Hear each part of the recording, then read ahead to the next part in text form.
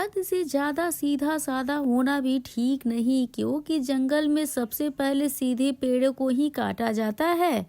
कभी कभी किसी के लिए हद से ज्यादा अच्छा होना, हद से ज्यादा महान होना और किसी के लिए बहुत ज्यादा अच्छा सोचना आपके लिए ही हानिकारक हो जाता है। यह बात मैं कोई हवा में नहीं बोल रही हूँ, यह बात हर किसी के ऊपर लागू होती है। और जिंदगी में कभी ना कभी हर किसी के साथ यह जो लम्हा है, यह जो हादसा है, यह जो वाक़या है वह जरूर हुआ होगा। और ऐसा ही कुछ झनक सो में झनक के साथ भी होने वाला है।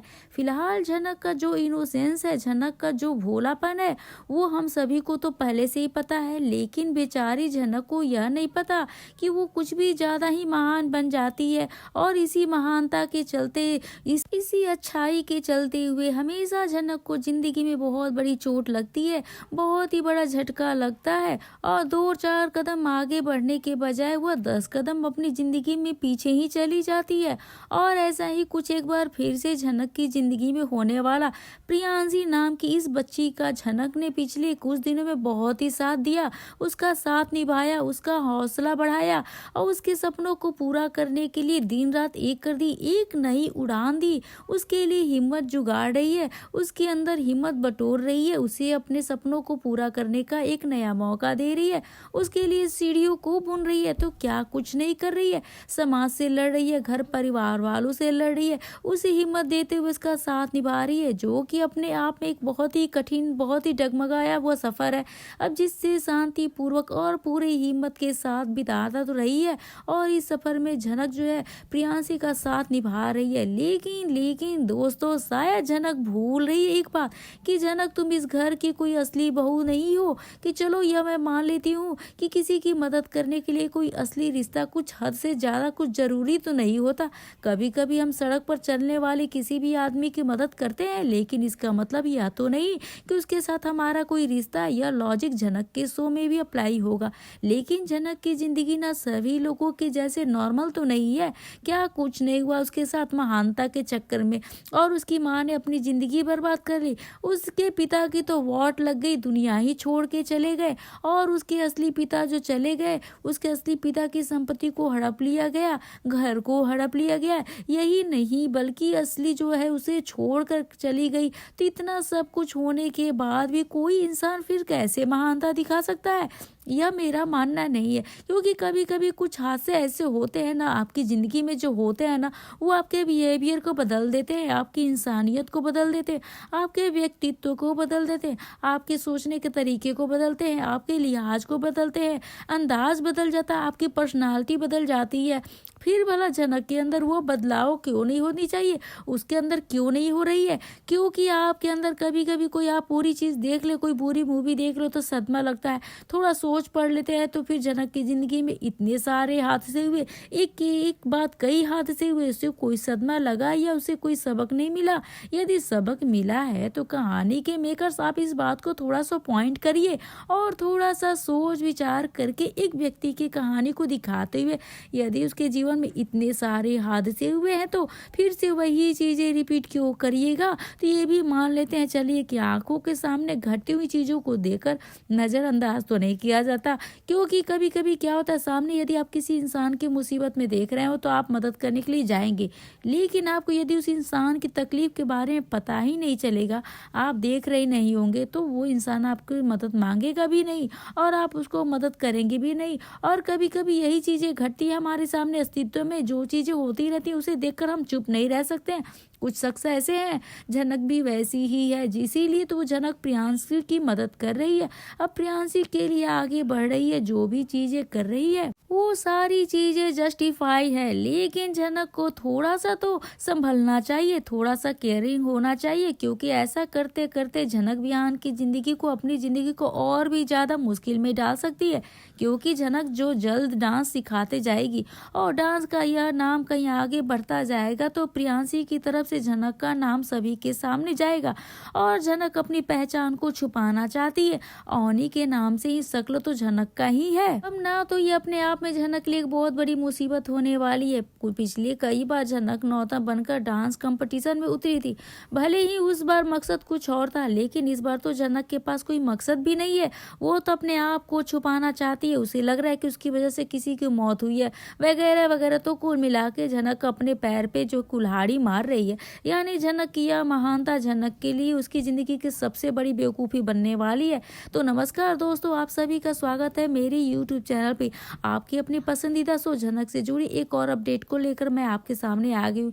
तो दोस्तों, जिस तरीके से बिहान की जिंदगी में झनक की एंट्री हुई, तब बिहान को झनक के लिए कोई इम्प्रेशन नहीं था, कोई पसंद या लाइक वगैरह जो भी चीज़ें, दिल के अंदर कोई भी फीलिंग्स भी नहीं थी।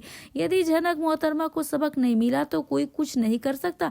अब लाजमी सी बात है भाई, प्रियांशी का मदद करते करते झनक अपनी जिंदगी में इतनी शुमार हो गई कि वह यह बात भूल ही गई कि वह यहाँ पे किसी और मकसद के लिए आई है। सिर्फ और सिर्फ चुप रहने के लिए आई है, यहाँ पे अपना वक्त जाया करने के लिए आई है, अपनी पहचान छुपाने के लिए आई है। लेकिन डांस के जरिए करते करते करते अपना टैलेंट, अपना जो है ना खड़ा बटन दबाते हुए शायद झनक तुम कहीं और दिशा में जा गई।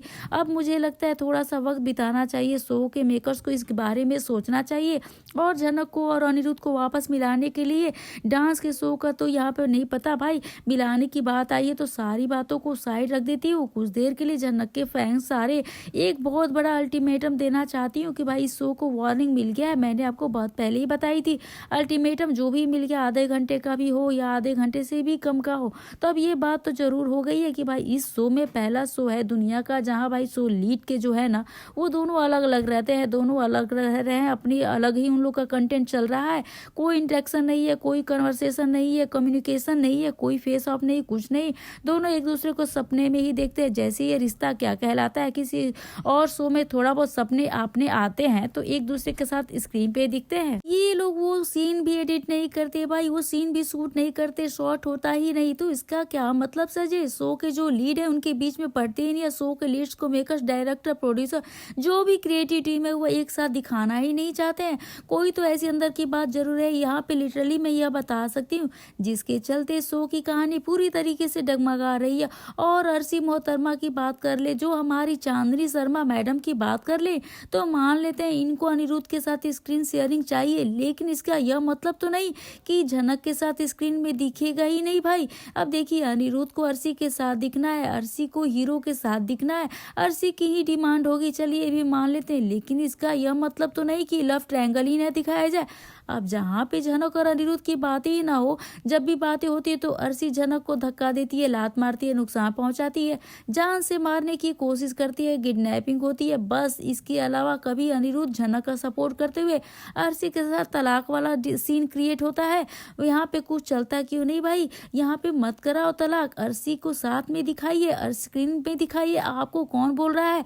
लेकिन स्टोरी ट्रैक कहीं ना कहीं तो ऐसे घुमाई जा सकती है ना, क्योंकि बार बार झनक और अनिरुद्ध को ये कोसों दूर भेज दिए करते हैं, कहीं मुंबई में, कहीं कोलकाता में। तो क्या शो का कॉन्सेप्ट इसके अलावा कुछ और नहीं? क्या शो की थीम आप लोगों को कुछ और डिसाइड नहीं कर पा रहे? क्या शो में लीड कास्ट को तीनों एक साथ रख के आप स्टोरी क्रिएट नहीं कर पा रहे हैं? यही सबसे बड़ा सवाल। और इसी की वजह से अब यह जो आज का दिन यानी है ना तारीख 30 जनवरी, यहाँ पे जो वीडियो रिकॉर्डिंग हो रही है अभी आ चुकी है टीआरपी, और टीआरपी में बधाई हो झनक के शो की टीआरपी, जो क्योंकि पिछले सप्ताह में जो 8वें नंबर पर था और अब इस बहुत ही बड़ी छलांग आ गई है, वो भी एक बहुत बड़ी पोजीशन की। अब ये शो पहुंच चुकी है खुशी खुशी के साथ 9वें नंबर पे। जी हाँ दोस्तों, अब ये शो जो है 9वें नंबर पे पहुंच चुकी है। और इससे भी बड़ी खुशी के बाद झनक के मेकर्स को क्या हो सकती है, शो की टीआरपी घट रही है लेकिन शो की कहानी नहीं बदल रही है भाई। किसी किसी शो की थोड़ी सी पोजीशन बदलती है ना, कोई 2.5 से 2.4 आता है तो लिटरली यकीन मानिए ये लोग इतना एफर्ट लगा देते हैं। लेकिन झनक के शो में कोई एफर्ट ही नहीं, बल्कि शो को रद्दी बनाने के लिए, कबाड़ी बनाने के लिए थोड़ा सा और दिमाग लग लेते और शो की कहानी को और बकवास बनाते थे। तो कुल मिला के ये मैं कहना चाहूँगी कि झनक के शो को आउट ऑफ द 10 कुछ ही 1-2 सप्ताह में पोजीशन मिल ही जाएगी, अब मुझे ऐसा लगता है। और टीआरपी की बात ना करे तो टीआरपी की बात बता देती हूँ, इस वीक की टीआरपी में अनुपमा शो नंबर 1 पे पहुंच गई है और नंबर 2 पे है हमारे उड़ने की आशा, नंबर 3 पे है गुम है किसी के प्यार में, और नंबर 4 पे है एडवोकेट अंजलि अवस्थी, और नंबर 5 पे है यह रिश्ता क्या कहलाता है, और नंबर 9 में है आपका अपना झनक शो। तो 8वें नंबर पे आया है, जल्दी 9वें 10वें 8वें शायद 18वां 19वां 20वां कुमकुम कुंडली भाग्य इन सभी के नीचे जाएगा। दिल को तुमसे प्यार हो गया वगैरह कहीं ना पहुंच गए।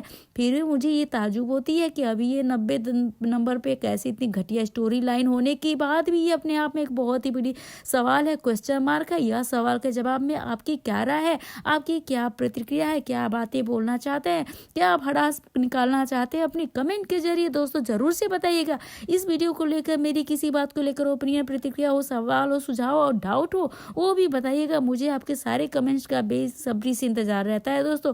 और यदि मैं किसी कमेंट की रिप्लाई नहीं दे पाऊँ इसका मतलब ये है कि आपके कमेंट्स नहीं पढ़ती हूँ, सारे कमेंट्स डिटेल के साथ पढ़ती हूँ, इसके साथ ही वीडियो बनाती हूँ और वीडियो में उन सारे टॉपिक्स को कवर भी करने की कोशिश करती हूँ। तो दोस्तों ये थी फिलहाल आज आपके अपने पसंदीदा शो झनक से जुड़ी एक और अपडेट के साथ। वहीं पे जल्द आपको ये भी देखने को मिलेगा कि यहाँ पे अनिरुद्ध और सभी अर्शी का झनक से एक बार फिर से आमना सामना कराएंगे। तो एक तरफ जहाँ शो पे दिखाया जा रहा है प्रियांशी के डांस को अवार्ड मिल गया है, अब वहीं पे नेक्स्ट लेवल पे पहुंच गई, लेकिन घर आने पे यहाँ पे लड़के वाले उसे पसंद करने वाले हैं।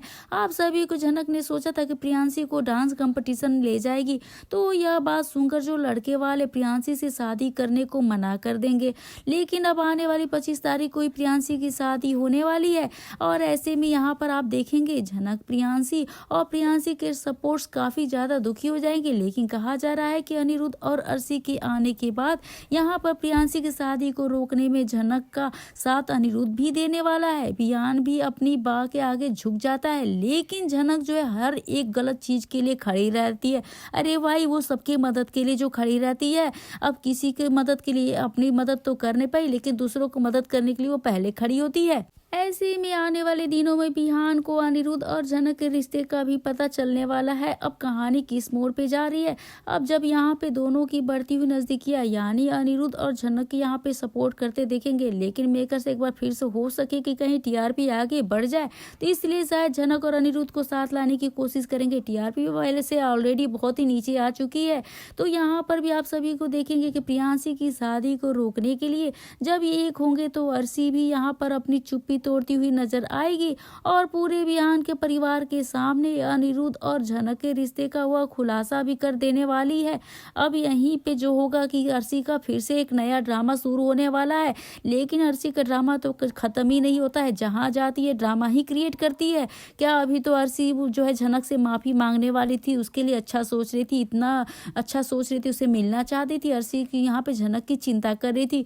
लेकिन यहाँ पर आते ही जो है अर्शी अपना फिर से ड्रामा क्रिएट करने वाली है। क्या वो झनक के फेवर में होगा या फिर झनक के अपोजिट उसके विरोध में होगा, तो क्या होगा दोस्तों यह तो आने वाले एपिसोड में हमें पता चलेगा। यहीं पे कहानी में कुछ और भी मोड़ दिखाया जा रहा है, जहाँ भी बिहान जो है झनक की तरफ वो उसका आकर्षण जो है उसका प्यार जो है बढ़ता जा रहा है झनक के लिए। अब बिहान यहाँ पे करने वाला झनक के सामने अपने प्यार का इजहार। जी हाँ दोस्तों, यहाँ पे आके आपको बहुत ही बड़ा ट्विस्ट भी देखने को मिलने जा रहा है, जहाँ पर हमें देखने को मिलने वाला कि बिहान को झनक से प्यार हो चुका है और इसी बात का एहसास होने के बाद बिहान जो है झनक से भी अपने दिल की बात कह देता है, जो जिसे सुनकर झनक के तो होश ही उड़ जाने वाले हैं और झनक बिहान से कह भी देगी मैं आपसे प्यार नहीं करती हूँ और ना ही आपसे प्यार कर सकती हूँ क्योंकि मैं किसी और से प्यार करती हूँ। इसके बाद दोस्तों बिहान का भी दिल टूट जाने वाला है, लेकिन दोस्तों बिहान हार नहीं मानता है और बिहान ठान लेता है कि वह झनक का दिल जीत कर ही रहेगा। अब इसके चलते हमें देखने को शो में मिलेगा कि अनिरुद्ध और अर्शी की एंट्री भी जो हो गई जल्द में घर में हो जाती है। इसके बाद झनक अर्शी से मिलती हुई नजर आने वाली है और अर्शी अब झनक को देखते ही तब अर्शी के होश उड़ जाने वाले और अर्शी को समझ में नहीं आता है कि आखिर झनक यहाँ पर क्या कर रही है, जिससे दोस्तों अर्शी को भी बता दिया जाता है कि झनक ने भी यहाँ से शादी कर ली है और जिससे अर्शी झनक से कहती हुए नजर आती है कि मैं तुम्हें देखकर बहुत ही खुश हूँ और खुश होना भी चाहिए क्योंकि इसके रास्ते का कांटा जो निकल गया है अब कभी वो अनिरुद्ध की जिंदगी में नहीं आएगी। इसीलिए अर्शी कहती है कि तुमने अपनी जिंदगी की नई शुरुआत कर ली है। अभी तुम्हें देखकर मैं बहुत ही खुश हूँ। अब इसी के चलते अब झनक भी जो है प्रियांशी की शादी रोकने के लिए बहुत ही बड़ा कदम उठाने वाली है और प्रियांशी को डांस कंपटीशन के लिए भेज देती है, जिससे दोस्तों शादी आने वाले बहुत ही बड़ा हंगामा होने वाला है, क्योंकि प्रियांशी को लेकर अब बा बहुत ज्यादा गुस्से में हो जाती है। और जब बा को पता चलता है कि शादी वाले दिन ही प्रियांशी घर से बाहर है और किसी कंपटीशन में चली गई, इसके बाद बहुत ही ज्यादा गुस्से में आकर झनक से कहते हुए नजर आती है कि यह तुम्हारा ही काम है और तुमने आज यह सही नहीं किया। इसके बाद बा झनक घर को घर से बाहर निकालने वाली है। तो आगे कहानी में कौन सा मोड़ लेगी, आप क्या कहना चाहते हैं दोस्तों, हमें कमेंट करके दोस्तों जरूर से बताइएगा। वीडियो अच्छी लगी तो बेशक वीडियो को लाइक करें, शेयर करें और सब्सक्राइब करना ना भूले दोस्तों। और आज की वीडियो को लेकर आप क्या कह रहा है ये भी हमें कमेंट करके दोस्तों जरूर से बताइए। मिलते हैं नए वीडियो के साथ, तब तक के लिए बाय बाय।